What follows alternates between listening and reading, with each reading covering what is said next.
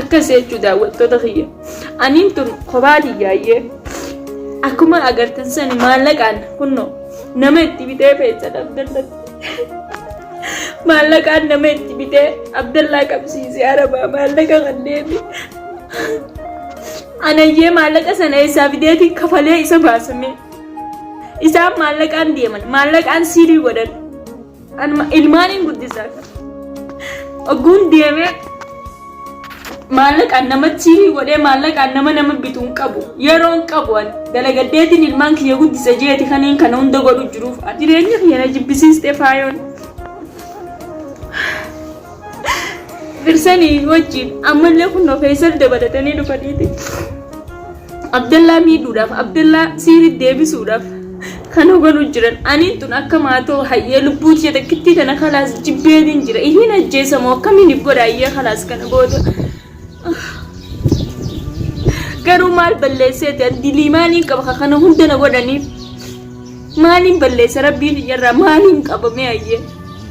arraan tana na qaban ana gizee na baasan akkuma agartan sani kunnoo sa'a 24 qabbanaa fi aduu keessan na hidhanii bishaan tokko malee mana isaanii sanin na dararan. Amma deebii Abdallaan dhufee na baasee jechuudha. Abdallaan eega na baasee booda qabanii Abdallumaa hidhanii gizeen viidiyoo agaruu wallaahi hedduu takka garaan kiyyaa hunda jira. Isa ibiibuu hin beeyni mana kanarraa dawaadhaan dawaa fixattu malee mana kanaa gad hin beeyni dawaa malee mana kanaa hin beeyni jeeni. Innillee didee qaalii kiyya bahee jechuudha mana sanirraa silaa irra dawaa san fixate waan takkan ta'u. Amma akkuma agartan kana dawaan mana keessa jira. Isheen eessa kutee jeen na gaafachuu jira. Akka maqaan jeetti himuus hin beeku jechuudha. Mubaarak Yaasii booyu jira. Ammallee abbaan kiyya eessa kutee Abdallaan eessa kutee akka dila kana guutuu ammaas nu jibbee kutee faaya siiriitti godhee ummaa jeen na gaafachuu jira. Akkamiin jaammee ayyee mucaa kanaan sammuun ijoollee tanaa ayyee nu bira dhufee fayyee baabaan kiyya naanii teenya hundoo kaayyatee jeennatti hime osoon kunoo gizeen dhufu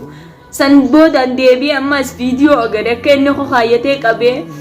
guyyaan an deemee hidhame san mana kana keessa taa'u jiruun.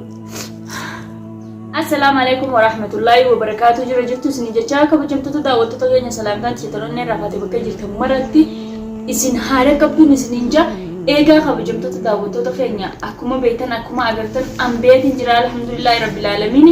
bahee ilmaan kiyya bira galee mana sheekaa deebi'eetiin jira jechuudha mana kiyyatti illee galee garuu an kana dhibee maalii nama keessa maaltu na bu'ee maaliin balleessee qoyaan kana dhibee kana jechuudha daawwattoota kiyya nama keessa wanni hin balleesse maalii ilmi nama dhiise an nama tuqutti jiru jireenya kiyya nagayaan hin jiraadha jeetiin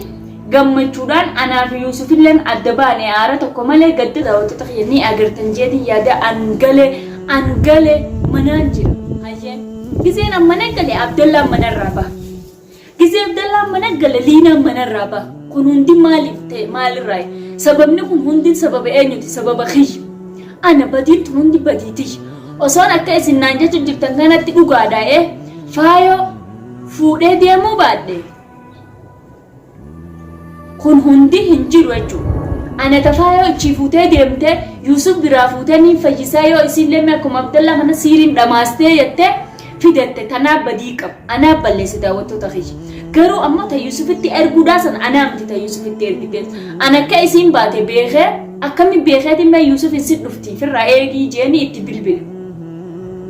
Kun hundi anarraa kan kee badiitii jechuudha. Saniifuu ana amma kana booda khalaas jireenya jibbeetiin jira jireenyuma tokko jiraachuun fadu biyya tana gadhiisee deemuu qofa wanni narratti hundaa'e ammaas booda ilmaan kiyya fudhadhee deemuu qofa hayyee akkamittiin baasa argitan kun nama Abdallaa qabe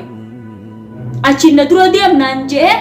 gizeen an dura bahee kutu if booda osoon eeguutiin sa'a meeqaala san dhaabbadhee gale edaa isa hogguma san na jalaa qaban ka qabe kunnoo Faisal Arabaa wajjin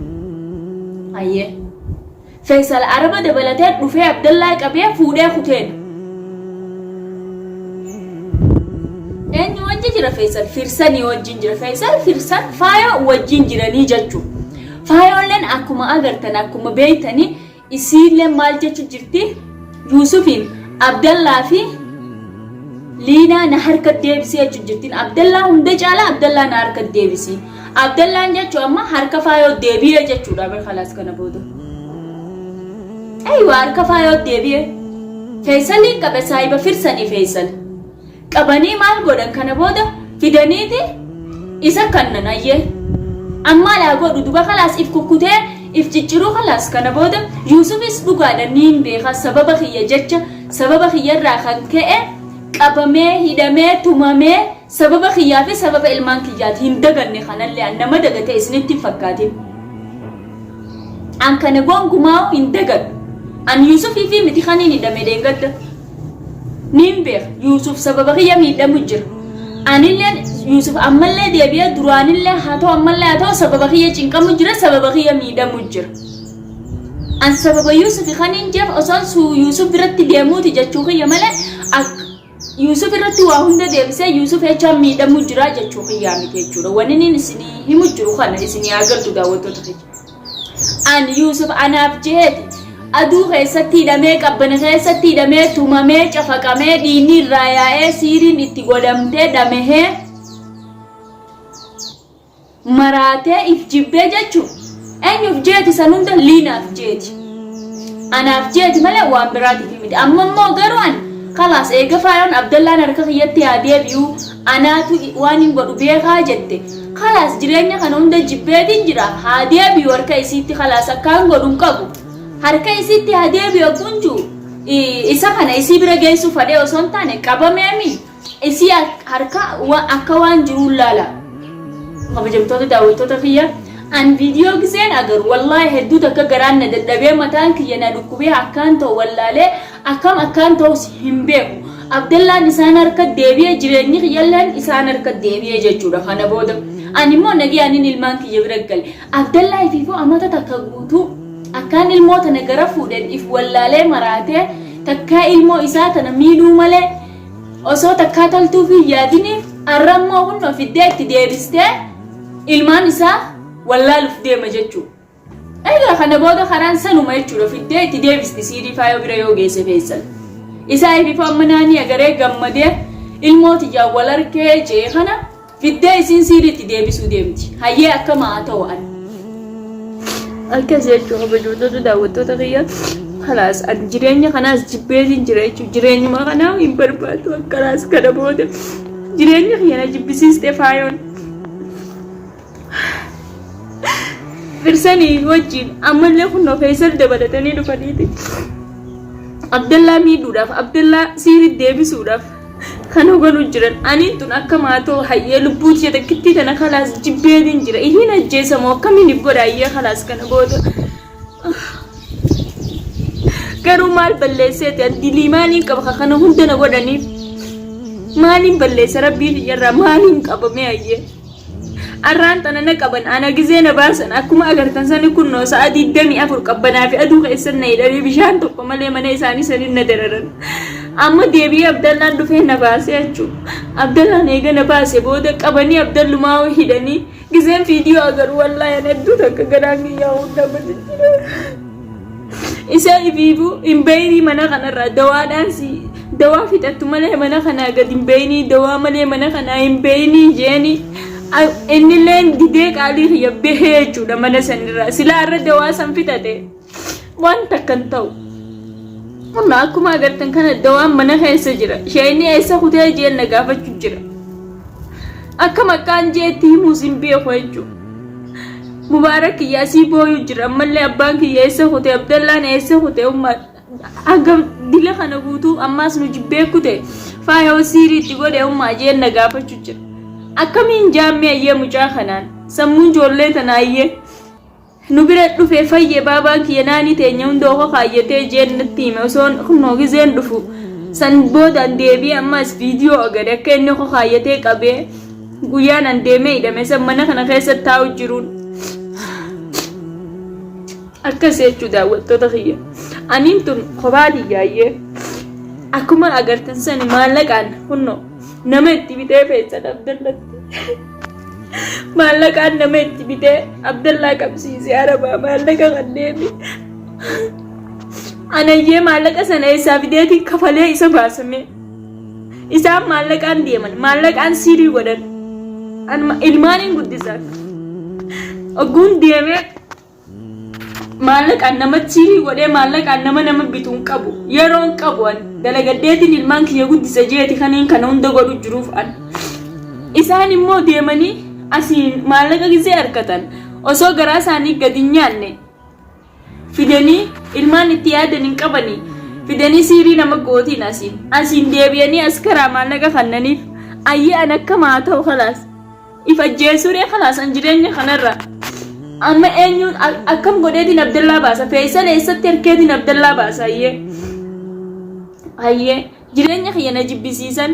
Abdallaan osoo an itti himu an giseen viidiyoo sana gare akka inni itti naani ayyadisa maal jee akkaanis deemuun beeku naani oko haadhee qabaa buleen an jee isheeni akkasitti oka buleeni okatti ooleen tuuttoo irraa dhuguu diddee armaluu itti malee tuuttoo dila sin beektu fidanii hundo sa'a 24 aduu fi qabbana keessa na hidhanii sanumaa rahmata rabbiin naa godhee Abdallaa naa fidee Abdallaan dhufee gisee na baase Abdallummaan sanuu qabamee jechuu araba maallaqa kannee fi Feesal Abdallaa qabsiisee jechuu maaliin isarraa balleesse Feesaloo eessaan deebi'ee qooyi dhiisee jira jireenya keenya keessaa bee jireenya nagaa jiraachuu jira maaltu ummata sirii kana wajjin siritti isa deebise maaltu ummata haasdee kana wajjin haasdummaa isa deebise maaltu mujrima isa godhe maaliin si godhe Feesal anoo ka guyyaa keessaa dhuftee na deebite Abdallaa miituuf maaliin sirraa balleesse obboleessa kiyya qooyi garuu maatii miti rakkoon qabu ayyee baga kana hunda goote galatoomi maatii miti an kana booda khalaas Abdallaa rabbinaaf haa baasu biyya tana keessa deemeetiin biyya biraa keessa jiraadha achittis yoo na jala hafuu baattan as booda harka kiyyaaniin isin ajjeesee jireenya keessan addunyaarraa isin dabamsiisa khalaas waan hin godhuun qabu galatoomaa garuu baga kana hunda gootanii akkas jechuudha kabajamtoota daawwattoota kiyya anamma khalaas taa'uun qabu dirqama deemee bakka Abdallaan jiru barbaaduun qabu mana hidhaa sanirraa na baasuuf deemanii خلاص بكبران نجيس وديماني جاء إذا ترى تكوفا ندبسيسن خنا بودا ولين دبستني ترى ما أخا عبد الله دبسني جنا جروت يتو ولين نركتني نانجان ما لتجت جكونون دي خاطر سبب أما بيجتنا مشكلة جرتون مشاكل جرو والكبت الراخيتي عبد الله خلاص جنا هم بوجت من إيداتي أنا لين ديمي من إيدا جافد ده من إيدا سانخجر وليفلالة لكن بربادون كبا مالك الله يوته bakkaan fadhee fidee liqeeffadhee yookiin namarra laalee namarraa liqeeffadhee kafaluudhaaf dirqama natte akkumaan an gammadee ilmaan kiyyalleen gammadanii baabaa kiyya nuu galee jee ilmoon tiyyalleen gammaddee xiqqoolleen daa'ima abbaan beeytu ati numa kofalti gaayaanii gisee isa garte akka isa garteen kofla itti qabde miliyoon tiyyallee kawumaat akkam beeyne garaa kiyya na balleessite na boolchiste wallaahi naaniin tiyya isallee boolchiste garuu amma an taa'uun qabu deemuun qaba deemee karaa inni jiru barbaade mana hidhaa san keessa baasuun qaba gammachuu tiyya gaddatti na jalaa jijjiiran jechuu saniif ol deebi'eetiin sheekhaan mari'adhee waa hunda anilleen bishaan quraanaa fudhadhee bishaan dhugee kaniin dhuguu fi kaniin fuulaan dhiqachaa deemullee fudhadhee jechuu sheekarraa ilmaan kiyya ofitti hidhadhee kaan harka fudhadhee dirqama deemuun qaba ilmaan kiyyallee dhiisuun qabu ilmaan kiyyallee fudhadheetiin deeman amma falli biraa hin jiru jechuu isaan wanni godhu deeman mana hidhaatti hidhanii dhiisuun deeman falli isaanii tomumaa fi waan biraa godhuun deeman Abdallaa cafaqaniituma isa miidhuu deeman isumallee yoo ijaan na agarsiisanii na gallakkisanii yookiin na hidhanillee haana hidhanii anilleen ilmaan kiyya fudhadhee ilmaan kiyya wajjin haa hidhamuuniin deemaa jechuu mana kanan taa'u tattaaffiin godhadha deemee jechuu sanumaafuu daawwattoota kiyya du'aayii naa godha waan hundaafuu du'aayii teessanii na cinaa dhaabbadhaadhaa rabbii gaditti isinii du'aayii teessanii na gargaaru jira gargaarsa rabbiitii fi gargaarsa keessaniin as kee jira jechuudha ilmaan kiyya yataamaan irraaf ta'uurra ani immoo lubbuu tiyya san farramee Abdallaa baasu naa wayya saniifuu daawwattoota kiyya mana ol seeneetiin baalxoo tiyyallee uffadhetti jechuudha daawwattoota kiyya akkuma agartan kana kun uffata kana ni agartan jeetiin yaadu guyyaan qabamuun kaayyadhee manaa been baalxoo maleen akka naggale manatti kalee fooxaa adii san qofa gubbaarraan uffadhe anilleen ammaan tana deemee mana galee uffata kiyyaas qayyarachuu danda'u hin qayyaradhullee khalaas hin nyaadhullee hin dhugullee uffata hin qayyaradhullee dirqama Abdallaa baasuun qaba akkanumatti hin deemu kun akkuma isin agartan kanatti wanta kawaaniin uffata qayyaradhuuf isin qabu sanumaafuu du'aayinaa godha mana ol seenetiin sheekhaan mari'adhee waa hundaa'u isaan mari'adhee akkasi bishaan quraanaa irraa fudhadhee deema akkuma jiru kanatti maraatuudhaa jee arabni haana dheessu baalxoo unkaa jedhu ilmooti jookoo haadhee akkatti hin deemu haana dhaanii rasaasaanillee haana ajjeesanii lubbuuti yafarrameetiin jira kalaas jireenya ilmi namaatu na jibbisiise maaliin jireenya jee jiran gizeen asiin gammade asiin gaddina deebi'e gizeen asiin gadde asiin hin gammade maali jireenyi baxaabaxamaan akkanaa kana jiraachuun jireenya fokkotaa akkanaa kana jiraachuun jireenyuma kanaa hojibbeetiin jireechuu ammaan tana kalaasaan yookiin ifajjeesu jireenya kanarraa if dhabamsiisu ilmaan kiyya wajjin bakka takka if godhu wanni naa dhiyaatu akkasitti jechuudha waan biraa falli kiyyan jiru du'aayii teessaniin Abdallaa na wajji baasaadha deemeetiin mana ol seene sheekhaa wajji ol mari'adhee bishaan quraanaa fudhata